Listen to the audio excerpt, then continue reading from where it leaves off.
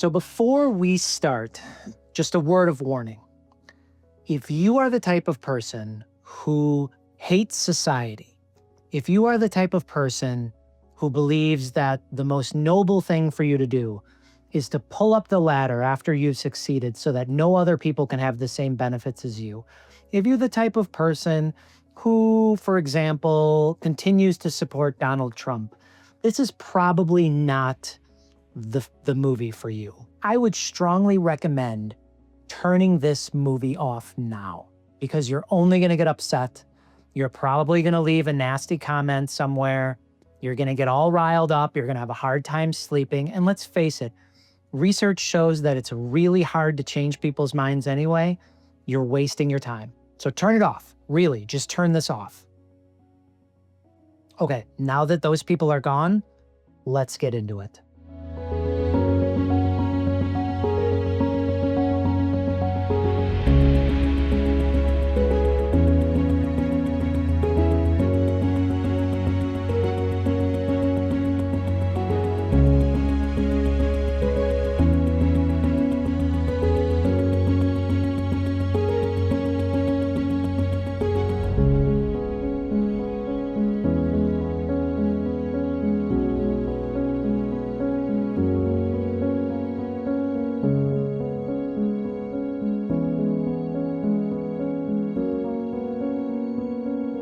I'm doing this particular mini documentary because I want to talk about a lot of the things that I've learned from researching and interviewing and learning about the UW colleges. And the UW colleges, if you're not familiar with them, the UW colleges are a series of two-year campuses spread across the state. They serve higher education in a unique way in that students can attend these colleges and they can take a lot of general education courses and sometimes other courses as well. But really, one of the predominant motivations of this two-year system is the general education mission, otherwise known as the liberal arts mission. When we say liberal arts, I think sometimes people get, really caught up with that word liberal. And what that means is a general education.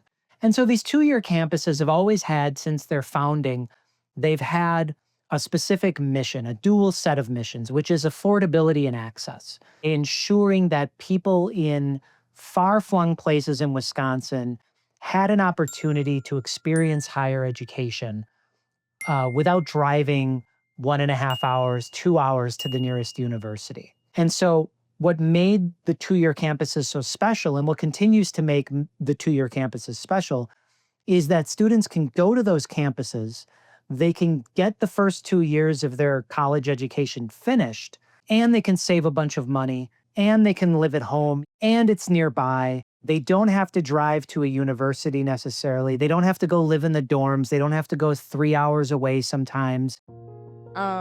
Reason that I picked it was, one, it was a good cost. Yeah, Way cheaper than other places. it really came down to finances. I was going to go to UW Green Bay at first, and I got my financial aid package back, and it was really, I think I would have like $10,000 in debt after just my freshman year. And Right out of the gate, it's a lot cheaper. When you're going for your 2-year, the affordability was one of the things that made it appealing to me. Yeah, so I was like, it would be a great fit. It's a smaller campus, which I like.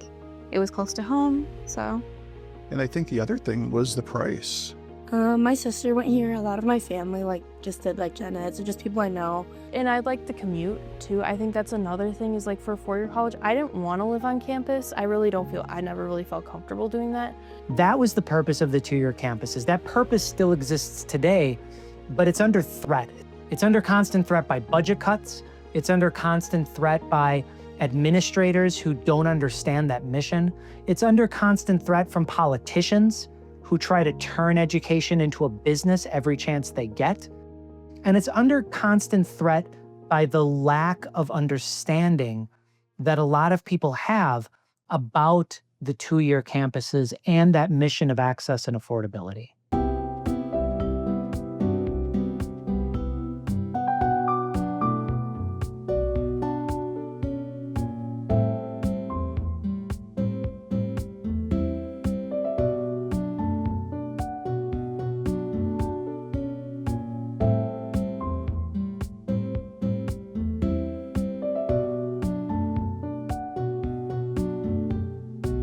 You know, I was struck by a specific incident. I went up to Wausau.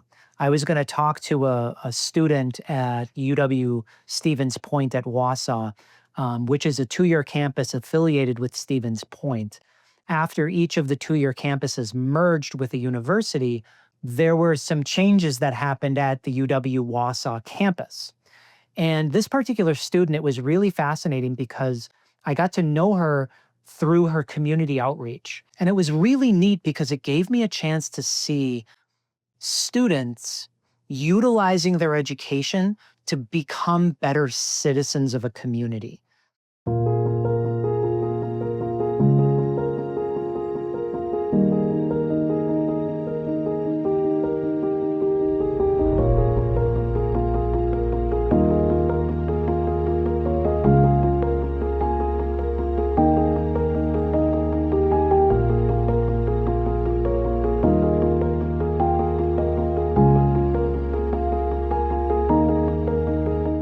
We remember the pain of slavery and the delay of freedom, but we also celebrate because survival alone is not a form of resistance, and Black joy is revolutionary. Let me say that again to my brothers and sisters in the room. Black joy is revolutionary. The celebration is a resistance. Juneteenth has always been a celebration of resilience. We celebrate with music, we celebrate with games, parades, and cookouts. Let's go back to June 19, 1865, 2.5 years after the Emancipation Proclamation was signed. That's 912 days after Union troops had arrived in Galveston, Texas to inform the last remaining enslaved Black people that they were free. 912 days. What could you do in 912 days? Freedom in America for Black people has never been freely given. We've always had to fight for our freedom, even in 2025.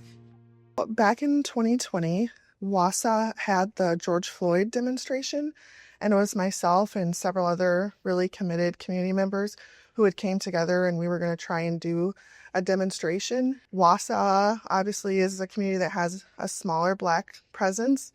And, you know, you never really know how many people are going to come out to things like this. But it really, you know, blew us away because we had over 1,500 people come out in Wausau for the George Floyd demonstration. And we'd walked in the streets and we had Black speakers. We did the kneeling for 8 minutes and 46 seconds, a lot of symbolism. And anyway, you know, something that really came up was like, how do we keep the momentum going after the demonstration? And I had brought up the idea about possibly doing a Juneteenth celebration here in Wausau. And so then pretty much that year, then we got to work and tried to figure out how we could make that happen. And then in 2021, we had the first celebration. I really think that one of the things that we need to understand about community colleges in general is that student learning is a value unto itself. It's not necessarily something that can be quantified. You can't really put that on a spreadsheet. But while I was at this Juneteenth celebration and talking to different students and former students, one of the things that kept popping up is that these students, they got things out of their education that we cannot place a monetary value on.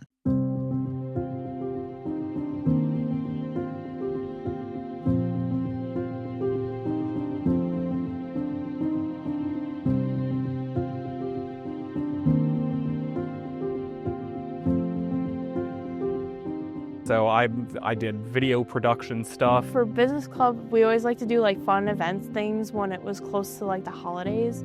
And for Christmas, I had my dad dress up as Santa.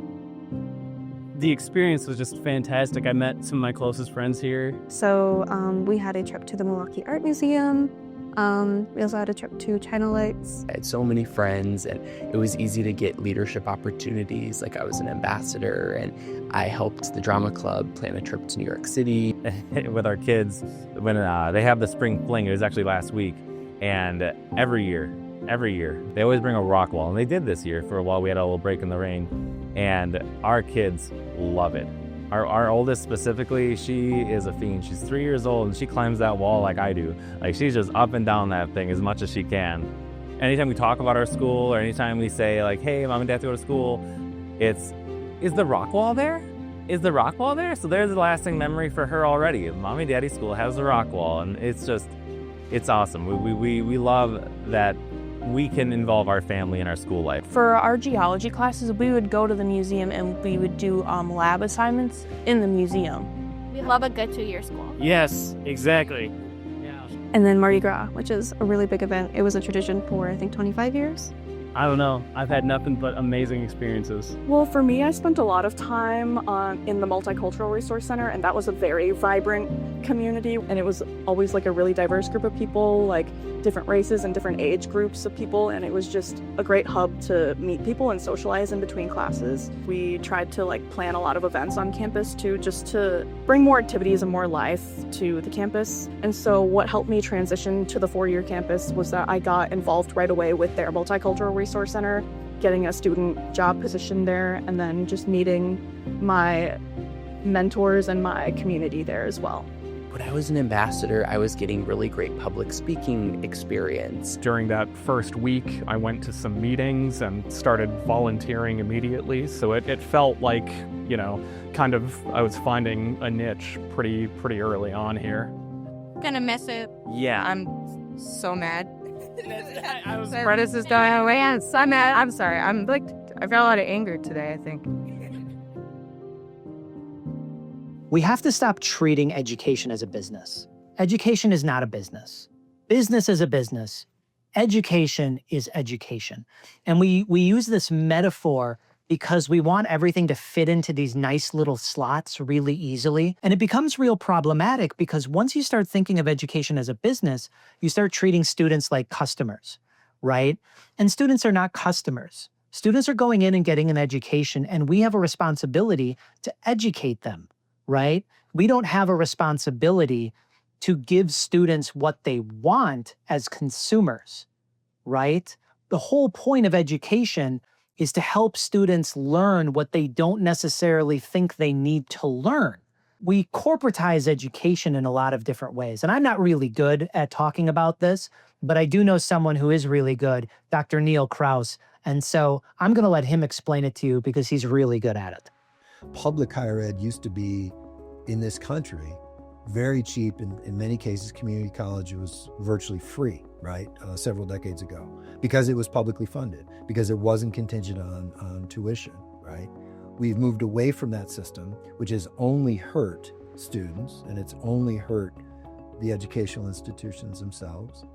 The UW system, all of our campuses have gradually been defunded over a period of many, many years. And that's created a tuition-dependent system, which, higher ed basically accepts. No questions asked. A very small percentage of our budget comes from the state. A significant percentage that's grown quite a lot over the decades comes from students, comes from student tuition. But of course, that's a political choice that's been imposed on us over a period of many, many years. And what happens when that framing is accepted? We're in the UW system. We're cutting campuses when there's the biggest state surplus in history, right? And that's how the politics plays out. Business wants the education system to serve the interests of business. Business is really, in terms of higher ed, is really kind of running the show. And higher ed, by and large, the people leading higher ed are not only allowing that to happen, but they're encouraging it. There are a lot of higher ed leaders that just listen to what they say. I mean, that's how they talk.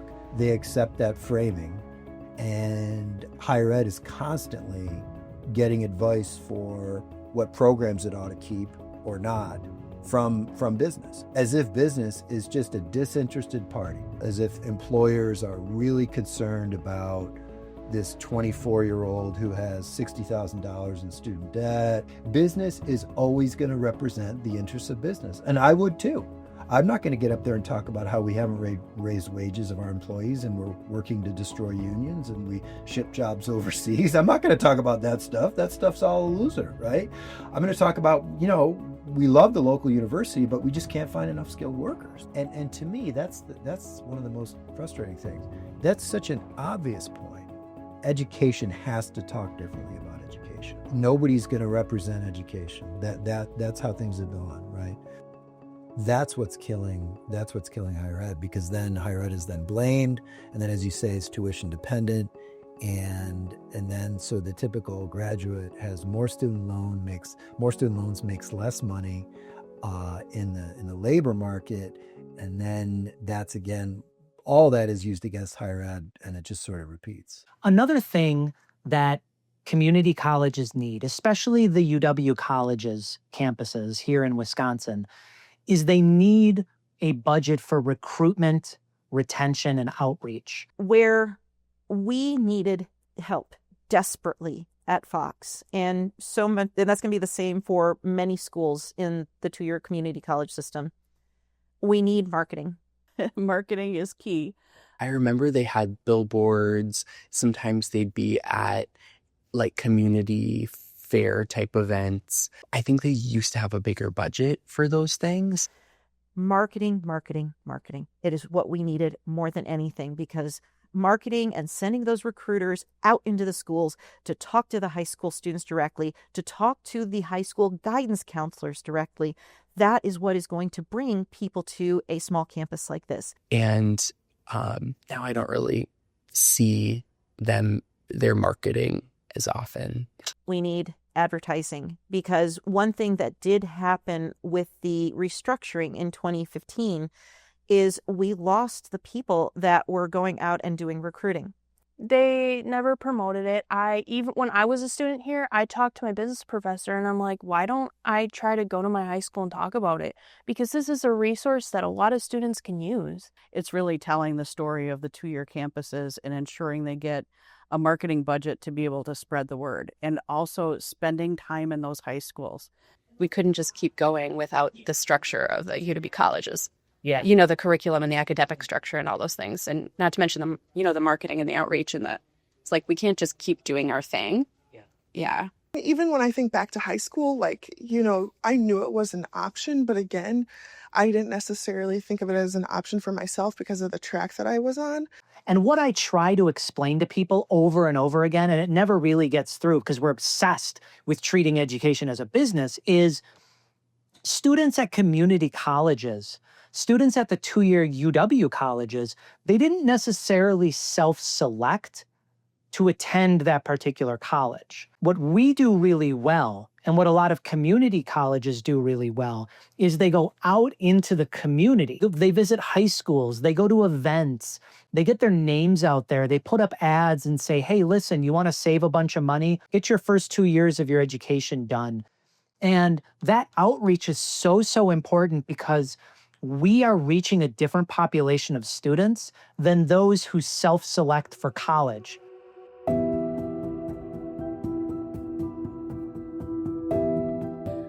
I think that just because I never got I didn't really have a normal high school experience up until my junior year, because my freshman year was the COVID year, and then it was the hybrid year, and it was kind of just so much just kept happening that I think my senior year was the only year of high school that I felt was normal. So it was kind of just I had all these different culture shocks, and I don't think that when I was 18 and 17 applying for schools, I don't think I was ready to have to go through another culture shock of moving away and doing all that stuff, when I was finally feeling everything was consistent. It doesn't mean we don't get students who want to go to UW-Madison at some point. I've had a ton of students in my own classes who end up transferring to UW-Madison and being very successful. That's not the point. The point is we also get a lot of students who had a C- average GPA in high school. Students who weren't even thinking about college, students who maybe their parents told them they couldn't afford it. And it turns out they can once they learn about, the options available to them. We get a lot of students who think they're not college material, because in their heads, a lot of these students are picturing these 200-person classrooms, these giant lecture halls, and it scares them, it intimidates them. Maybe it just makes them feel uncomfortable to the point that they don't even want to try that. And so what we are really good at, what community colleges are really good at, is convincing students to give it a try and putting them in an environment that is safe and inclusive.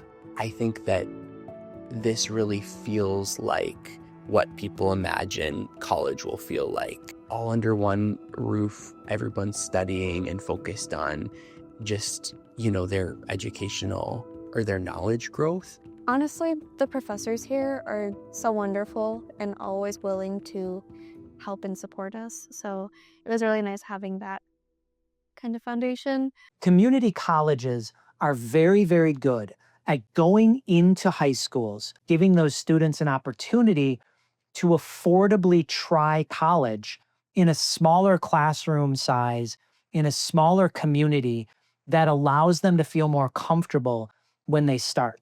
What a lot of those college students need is they need a slower start on a campus where there are teachers and professors and administrative staff who can support them in a way to help them build that confidence and develop those skills. Mr. Becker, our anatomy and physiology teacher, he was amazing. He was actually, I think, the first teacher we had once we actually became Waukesha students.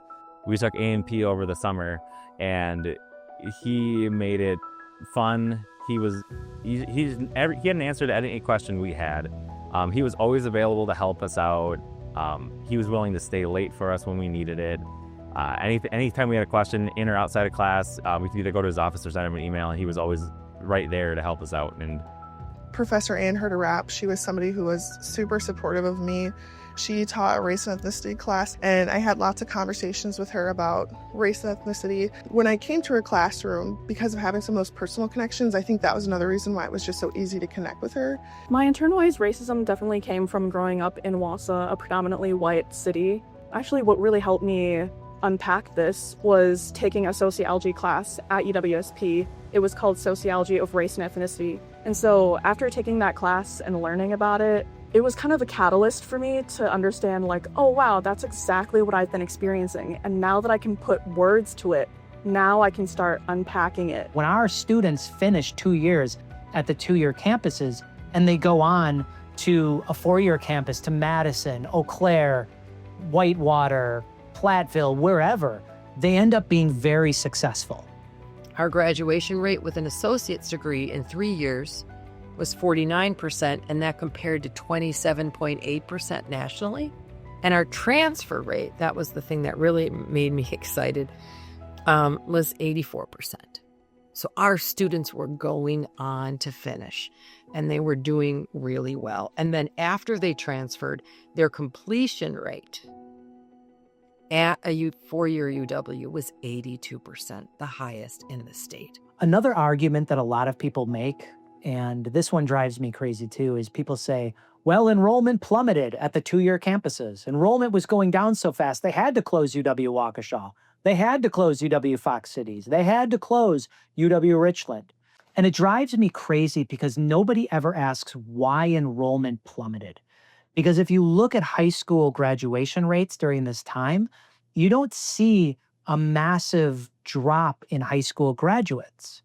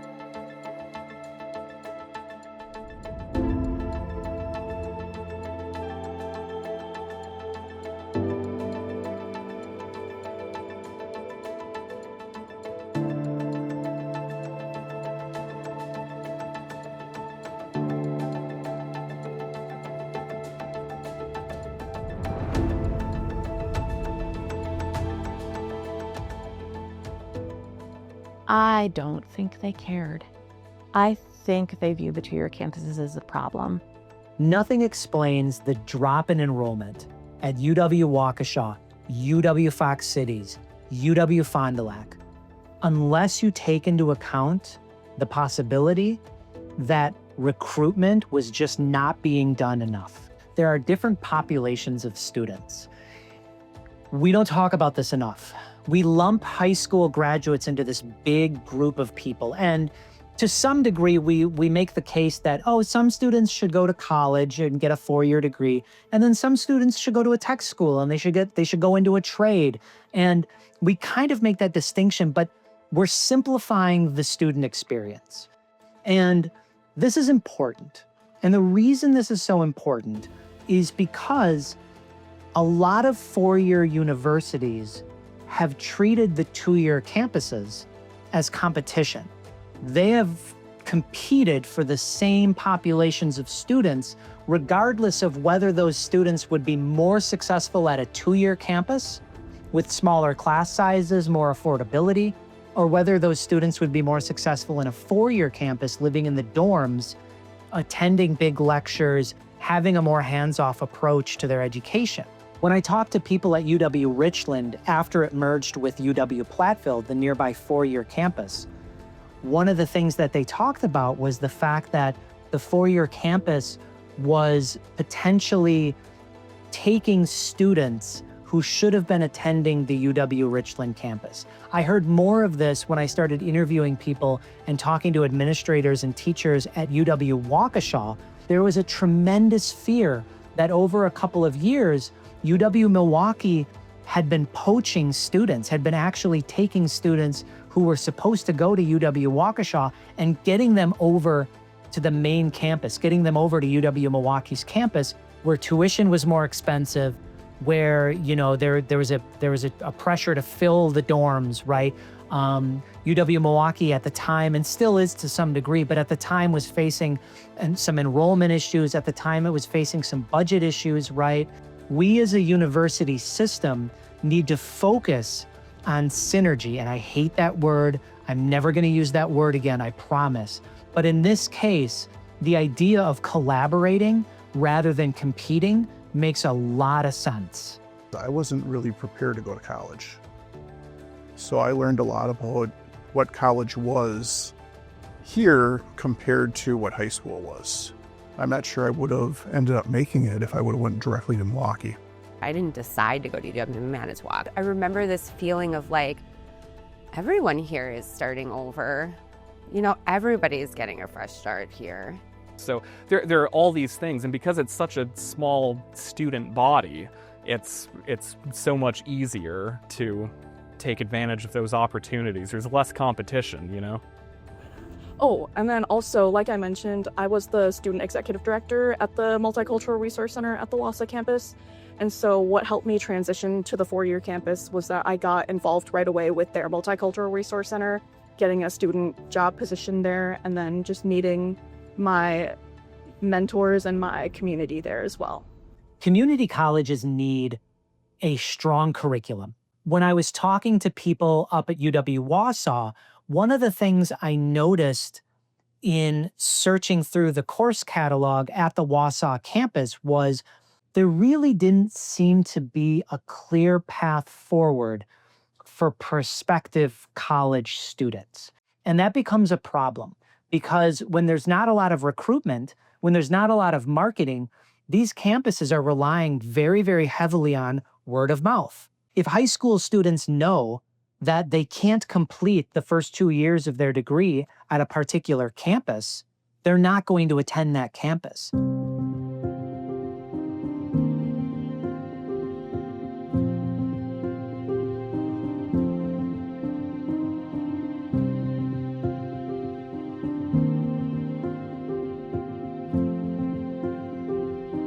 Structurally, we have a weird thing still where our campus executive, who we've had fantastic campus executives, including our very first one, who was a faculty member who took on that job, but their oversight is only of the facilities and the relationship with the county. They don't have curricular oversight at all in any way. It doesn't work well to keep those two things separate because, on the one hand, the person is like the head of the campus, but on the other hand, they have absolutely no input or knowledge or oversight into the curriculum. And what happened is that our curriculum it's like the Wild West. If a department feels like offering classes here, they do. But there's not like a coherent set of You know, I mean, we should try to offer this many of this type of class or this many of that type of class. It's sort of like which department feels like offering classes here. And that's then that's what we have. And it doesn't make a sustainable system going forward. So I had a lot more in-person classes initially. It was, I did kind of a hybrid take on it. So I would do some online classes and then also in person. And I really enjoyed the in-person aspect of it. It got me out of the house. I could have some social interaction, more engagement with professors, all that good stuff. And then the social work program slowly started to shift all online, which I was quite disappointed. But I was already so far into the program, I thought, well, we're just going to go with it. It obviously would have been way easier if I could have just stayed here. I mean, I will tell you, there was a couple times where I was like kind of at my limit because we had some bad weather days and I would come and drive to Point and I didn't always see that my professor had emailed because it was kind of, it's how that goes. It's like last minute decisions, that he called off class.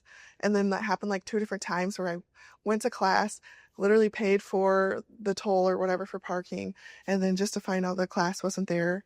This is taking up a lot of my time and a lot of my funds for no reason. If I wouldn't have had the option initially to attend some in-person classes, I think I maybe would have sought out different options. There's lots of people who don't want the traditional go live in the dorm kind of experience, right? They work, they have kids, all the kinds of things. To them, the half an hour drive there is not feasible, and paying parking every time they drive there is not feasible. My house is not even like 10 minutes away from here. So to just be able to hop in my car and drive here would have saved me a lot of stress and headache. The biggest reason why I chose to attend UWSP at Wausau was because it's literally right up the street from my home. I have a family with 4 children, so it was just convenient for me, and I also knew it was a really reputable school. I could understand why if somebody who was maybe a little bit more shaky about finishing their degree or didn't necessarily have the same supports or financial means, I could understand why somebody wouldn't be in a position to continue to drive to class. The current plan that is stated is that we're trying to have at least a 1-year curriculum. So they're not saying that we'll have a 2-year curriculum, but at least a 1-year. But the 1-year curriculum is even willy-nilly. It's like, who's available to teach. And then there's the residence hall. Okay, so that's what we really need. We had a fantastic residence hall on this campus, and for a lot of years that really was a big draw because there's a lot of folks who live north of here in just enough, if you think of like a 2 or 3 hour radius north of here. Yeah. That's too long to commute, but people would come. The residence hall used to serve a lot of those students, but it has fallen into disrepair, and it officially closed down during the pandemic and then couldn't be reopened because it's not up to code. And there was neither the county nor UW wanted to foot the bill to, everything that it needs to be back up to code. And so we just have no residence hall. It's just an empty building sitting there. The police use it to practice kicking indoors. Really? Yeah. All right, so here's Marathon Hall. And as you can see, maybe a police officer has shot out a window or something. But if you look inside, it's pretty empty. Kind of ironic, there's no firearms allowed on this property side. And I can't really see into here, but these are dorms. So these used to be dorms, and now this is closed. And the reason it's closed is because it's not up to code. And the question I have is, why can't we invest in this hall to provide affordable dorm housing to students who would get their first 2 years of their education done on this campus, on this beautiful campus? Why can't this happen? And the answer is because there is nobody willing to take that risk, to make that investment. We as a community have decided this is not worth it, when in reality, this is a perfect opportunity for students in an area that is economically disadvantaged, in a region, the Northwoods of Wisconsin, that doesn't have a lot of these opportunities. This is a way we can create educational opportunities and embrace the Wisconsin idea. Community colleges need people who care. And this is way more important than four-year universities. When you think of a traditional four-year university, they usually have a very strong alumni network. They usually have grant money coming in. The UW colleges historically has always been very bare bones. It's gotten its budget essentially from two sources. One, state revenue, which dried up very quickly under the Walker administration. And then, of course, tuition revenue, which remember is much lower than tuition revenue at a four-year university. You need people to advocate every step of the way for those two-year campuses. We went a very long time with a board of regents in Wisconsin that was not doing a very good job. These were Walker appointees.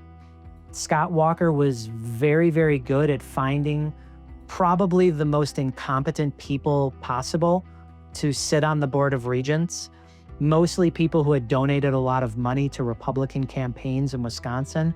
Almost across the board, those regents had no understanding of higher education at all. They had no experience. I think one of them had a little bit of experience sitting on the board of the tech school programs.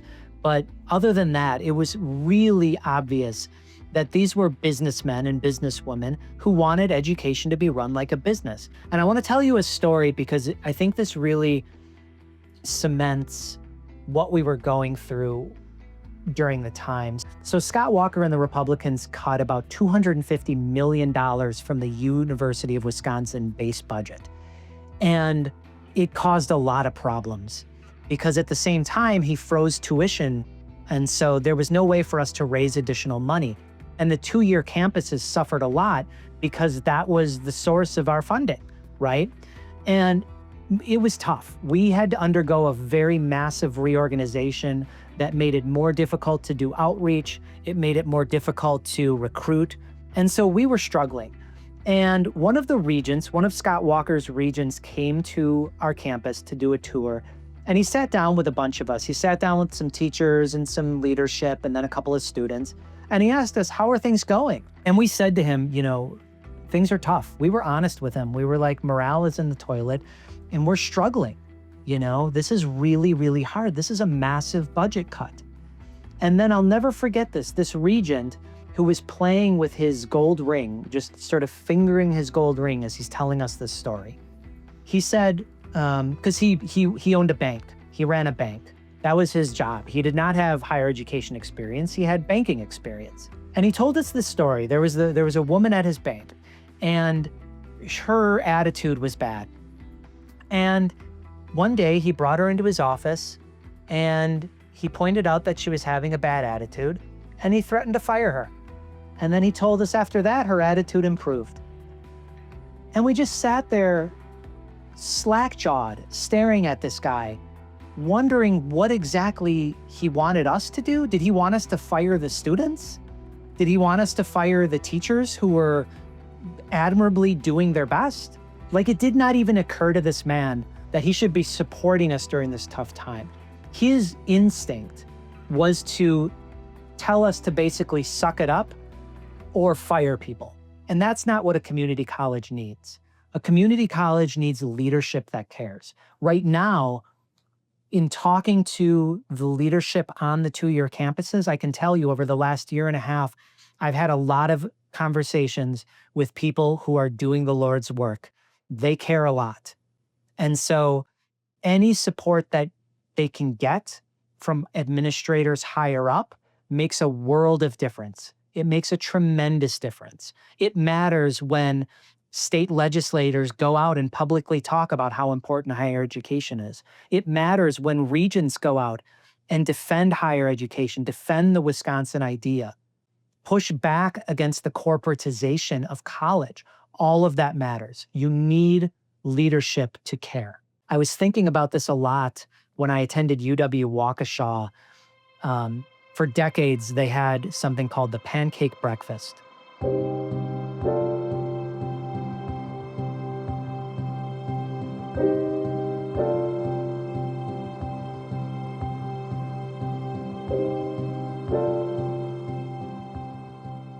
They always hosted the pancake breakfast at the end of the semester. And what it was it was a bunch of staff and teachers and professors who volunteered to get up early in the morning, set up a bunch of griddles in the cafeteria area, and they just made pancakes for students, fresh right off the griddle. And the students would take the pancakes, they'd go eat the pancakes, and then they would study for final exams. This became a ritual. It was not a paid thing. Teachers did not get paid to show up and do this. It was something teachers did because they care about their students. Put this on your CV. Right. 10,000 plus served for 20 years. What we have right now in the two-year colleges are a lot of people doing a lot of hard work for very little money. I was just remembering the other day when I got hired on the tenure track about 10 years ago, I was making $43,000 a year. I was making less than the Milwaukee Bucks mascot. I was making less than an assistant manager at Quick Trip. And one of the reasons I stayed and continue to remain at a two-year campus is because I love the student population. I love my job. I love teaching. I do not look forward to retiring. And there are a lot of teachers like that right now across the University of Wisconsin system. But I also think it's important to keep in mind that everybody's got a breaking point. Everybody can only do so much. We demand a lot of people who have meaningful jobs. I think in society, one of the things we're very good at is we're very good at punishing people who don't hate their jobs and who derive meaning from their jobs. We treat teachers like crap in this country. We treat nurses and doctors like crap. Somewhere along the way, I think we've internalized this idea that if people actually enjoy their job, they should get paid less. And it's a huge shame. We have already lost multiple campuses to closures. Those campuses are never going to open again. They're never going to reopen. And I think it's a huge blow to Wisconsin's future. I look at a place like Richland Center, one of the poorest areas of the state, southwestern Wisconsin, and the fact that students will be graduating from high school there and they will not have access to the UW Richland campus. They will not have an affordable way to start their general education experience. If those kids want to go to college, they're going to need a car to get them to the nearest university, which is 1.5 hours away. They will need a job to pay the cost of the extra tuition. They will need to take out loans. They will probably need to live in the dorms, which is an additional cost. And my biggest fear is that future generations of students who could be successful in college, who could benefit from a 2-year college experience, are not going to have those opportunities anymore. And it's a damn shame because we could save these colleges, we could reinvest in these colleges, but we need to recognize that education is a value unto itself.